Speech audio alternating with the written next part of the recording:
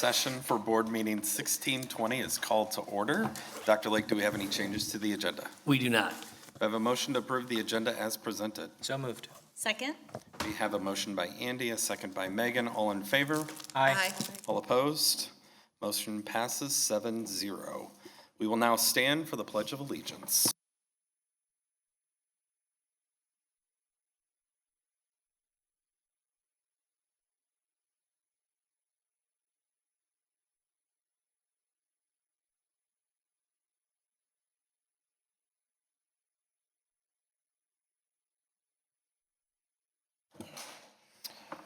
Okay, under 4.0, we have the student representative report, but Mr. RJ Del Rosario is absent this evening. He has left a report for us to view on board docs. Under 5.0, there are none this evening. 6.0, citizen communication regarding agenda items, we have none this evening as well. So that brings us to communications. Calendar events, Ms. Voss. Thank you. On August 4th through 7th, the district will hold Lindbergh Teacher Institute for all new teachers. August 12th through 14th is professional learning and work time for teachers and staff. There are open houses on the following dates: August 12th for the high school, August 13th for Sparing and Truman, and the elementary schools are on August 14th. You should check your school's calendar for more information. And I'd also say check your principal's e-notes for all the back-to-school information. I'm sure every school has a million different events going on right now. And August 19th is the first day of school. And we're back here for our board meeting on Thursday, August 21st at 6:30 p.m. All right, thank you. 7.02, report of minutes. Are there any board members that have any meetings that they attended that they would like to report on? Hi, yes, I have several tonight. First, well, it's not a meeting, but I was able to attend the gathering after the memorial service for Dr. Jim Sanford, one of our former superintendents, and it was wonderful. It was wonderful to see teachers that you haven't seen for a while, current teachers, and one story I am going to tell because I told it to Dr. Lake. They had photo boards and tables, for different parts of his career and his life, and the one for Lindbergh had a book that Truman, then elementary second graders, had put together for him, laminated, and it was the paper with the pictures drawn on the top and the writing underneath, and the question was, what is a superintendent? And every single second grader in Truman Elementary, that was there that day, I would assume, made an entry. And one of the first ones I saw was, they said, the superintendent is a fake dad. So, but I thought it was so special just to show, I know how Lindbergh has touched me and my family, but also how it goes both ways. And I know Lindbergh's very important to their family as well. I also was able to attend the professional learning opportunity with Dr. Shariah Mason on July 10th, and I attended the Levels of Culture presentation that went into the 3 levels of culture: surface, shallow, and deep. It was very interesting and informational, and I did learn a lot. There were a few of us there, Anyway, I think it would be a great thing for us to consider at some point, maybe having her give a presentation to our board in a meeting. And she said she can condense it down even more from what she had for the meeting that we were at. And then in the afternoon, she had an equity resource workflow. So I learned something new. I'm not going to assume it's new for anybody else, but it might be new for community members. So it was for equity champions. And I thought that was just a positive term, just an equity champion, but that I learned that we actually have a designated equity champion in each of our buildings. And they assist with co-creating materials for Cultural Heritage Months and other things related to that kind of work. So it was a wonderful opportunity to meet some from some different buildings and then also learn more about the work that they're doing with that. And then, lastly, I wanted to give a little bit more report than I was able to do at the June meeting because I had just gotten back from the summer summit with MSBA that afternoon. Okay, so I attended, first of all, thank you for the opportunity to attend.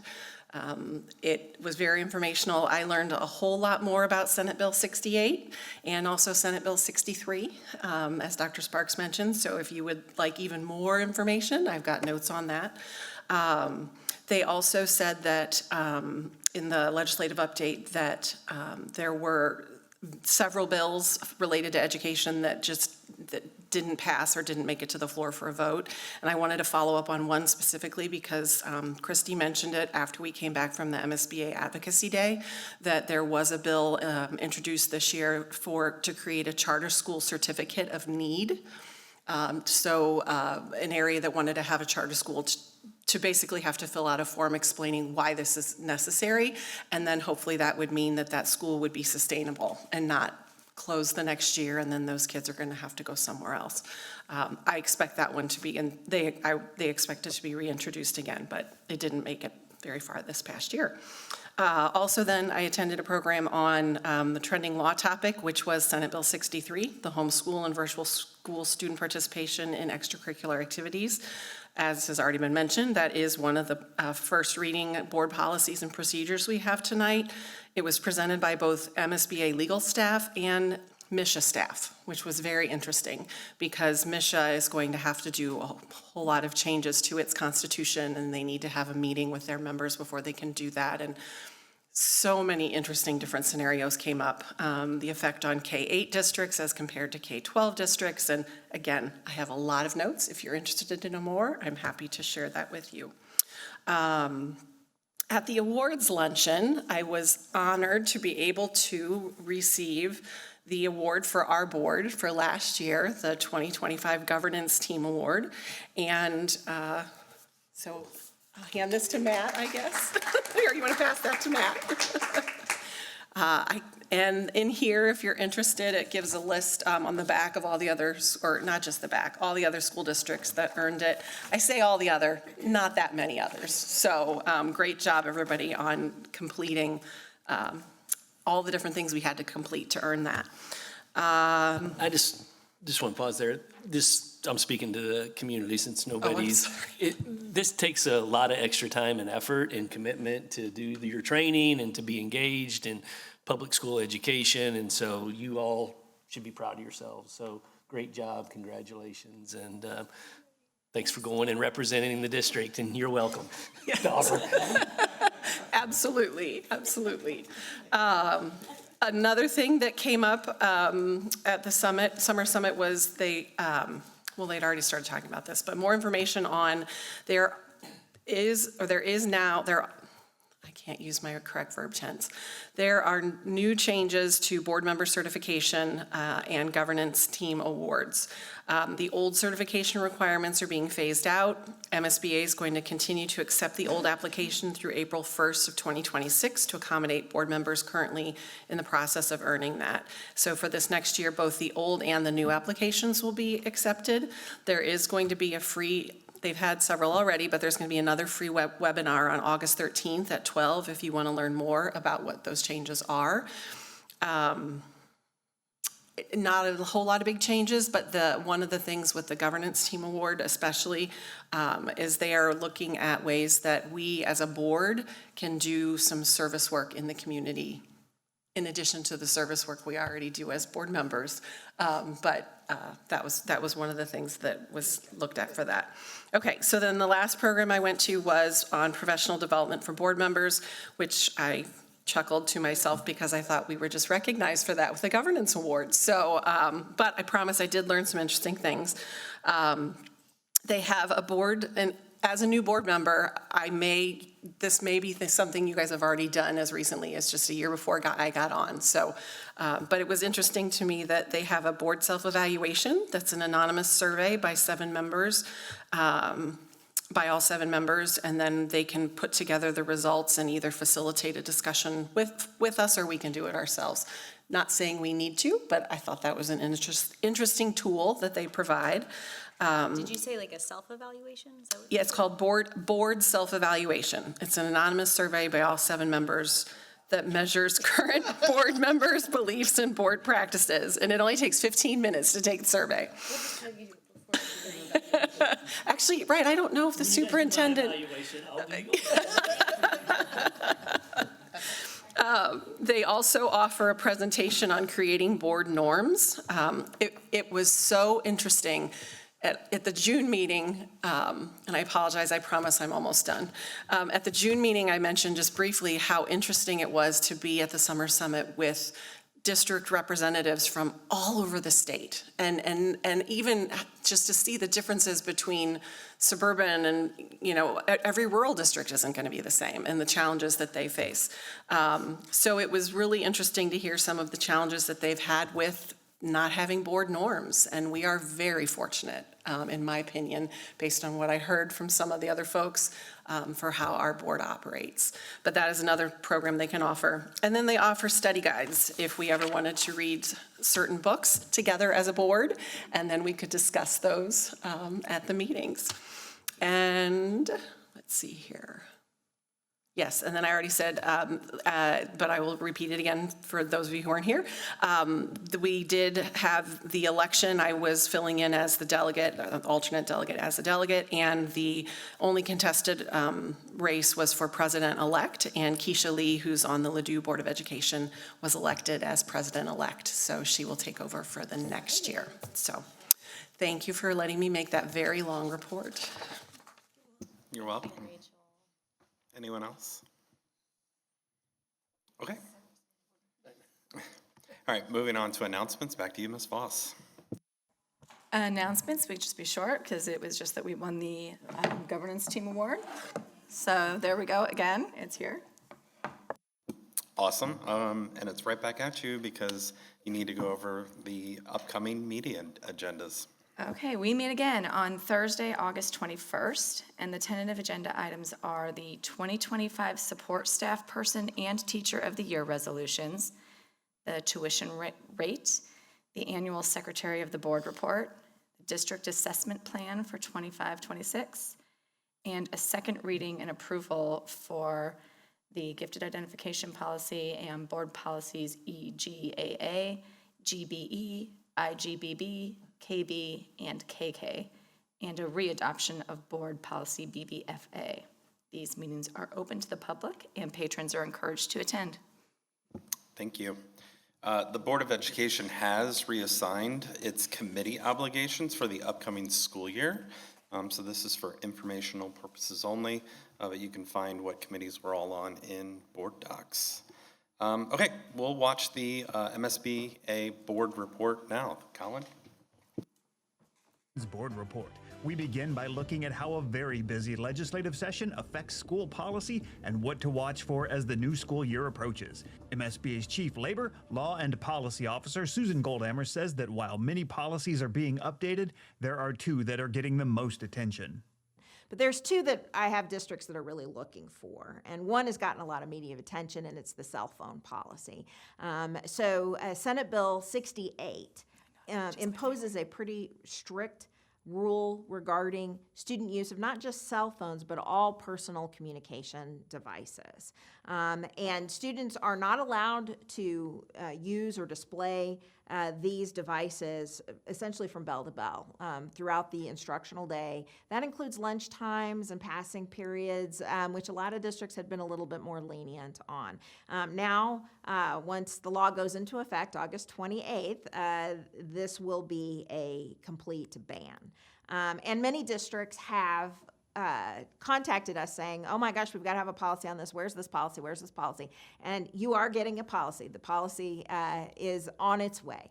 But I do want to point out, if you use MSBA standard policy language, and some districts have customized it, but if your district uses our standard JG-R, which is the Student Code of Conduct, it already prohibits student use of cell phones and other personal communication devices during the instructional day, including lunch periods and breaks. And so many districts are in better shape than what they thought, and we are, of course, going to get a more thorough policy with all of the exceptions and the law listed, and that is coming. The other one, which I think is going to get a little bit more attention as we get closer to school starting is that the legislature has now passed a law that requires school districts to allow resident students who are homeschooled attending family-paced education, which is essentially a homeschool where they accept voucher money, or attending virtual schools. Those kids in your district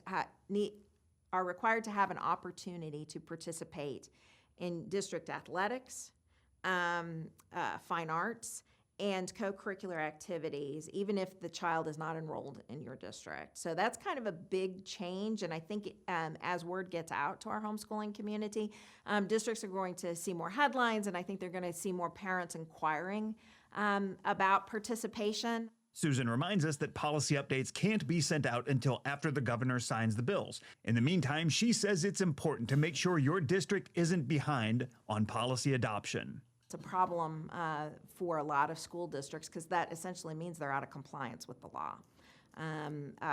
We encourage any district that uses our policy services to please contact us. We will help you get caught up. I will personally talk to you and explain to you the changes. We can help you plow through, but we really need to get caught up. MSBA typically sends out 4 updates a year. This year, we could have 5 or 6 updates. And so it's a busy year, and we just really don't want people to get behind. Watch your email for the weekly and other updates for more policy news and information from MSBA. Susan covered so much important policy information that we couldn't fit it all into the board report. So visit the MSBA website or the MSBA YouTube channel to see the full interview with Susan. MSBA recently held its summer summit, and at the conclusion of the summit during the delegate assembly, Shelley Mantell of the Mountain View Birch Tree School District was sworn in as president of the Missouri School Boards Association after serving as president-elect for the past year. She told board members attending the summit that one of her themes in the coming year is servant leadership. So as board members and leaders in education, we hold the future in our hands each day. We can choose to lead in many ways, but I hope in the year to come that we will choose to lead with a servant's heart and work tirelessly to energize the mind and will of our Missouri Public Schools so that we are always the school of choice for Missouri's children. I look forward to leading as a servant leader and walking beside you as we move Missouri's public education to the next level. Thank you for your support and your confidence in my leadership, and I look forward to serving with you. Thank you. MSBA state officers elected during the delegate assembly meeting held at the summit include President-elect Keisha Lee of the Ladue School District and Vice President Riley Hartwell of the Joplin School District. And registration is now open for MSBA's fall regional meetings and for the 2025 MSBA Annual Conference in cooperation with the Missouri Association of School Administrators and the Missouri Association of School Business Officials. Visit the MSBA website for information on both of these upcoming events. That's it for this month. Thanks for allowing us to have some time at your board meeting, and we'll see you in August for the next MSBA Board Report. All right, moving on to special reports. I know that most advisory committees do not meet during the summer, so do any cabinet members have anything to update us on? Nothing? Okay. We'll move on to action items by consent. Does anyone wish to remove any consent items for individual consideration? I'm not going to remove, but I'll be abstaining. Okay. Hearing none, do I have a motion to approve the July 17, 2025 action items by consent as presented? So moved. Second. We have a motion by Jen, a second by Christy. All in favor? Aye. Opposed? All right, motion passes 7-0. Oh, sorry, 6-0. Thank you. Andy abstained. Moving on to individual action items, we have 2 this evening. 10.01 Amendment to Professional Services Agreement, Prop R 2024, Truman Middle School. To open the discussion, do I have a motion to approve the amendment to the Professional Service Agreement for Prop R Truman Middle Schools as presented? So moved. Second. Okay, we have a motion by Andy, a second by Megan. To open up the discussion, Joelle, do you have something you would like to add to it? Sure. This is kind of something that doesn't happen very often, but we're proud to bring it to the board. It's an amendment, a decrease, not amendment to increase expenditures. So this is for the Truman Middle School project, when we went out to bid through our CMAR, which we've said that the CMAR process has really been advantageous for the district, having the architect and the contractor at the table way early, going through things with the district. We've really seen the benefit of what the project ended up costing. So this is proof in that as we went out for the GMP, which is the price and the bids for the Truman project, we came in under our original budget. And so we worked with our architect. The project's not only costing less, but our architect is going to charge us less because of that. So this is officially changing their contract to a lower amount. Yeah, I thought it was a typo when I read it the first time. Any discussion or questions? Hooray, yeah, okay. Do you have something? No, you were getting No, ready I was to just vote. happy to vote to Okay. have money go down. I'm excited. All in favor? Aye. Opposed? All right, motion passes 7-0. 10.02, Alternative Methods of Instruction, or AMI for short, plan. So to open discussion, do I have a motion to approve the Alternative Methods of Instruction, AMI plan as presented? So moved. Second. Okay, I have a motion by Megan and a second by Andy. Dr. Sparks, would you care to clarify some of that? I would be happy to. So each year we have an allowance of 36 hours that we can use as alternative methods of instruction if we were to exceed our emergency weather days in our calendar and need to provide instruction in an alternative way.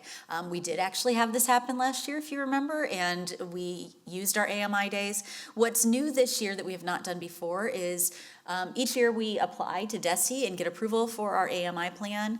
This is the first year they have required that is also board approved, which is why we're bringing this to you tonight so that you can see what those plans look like.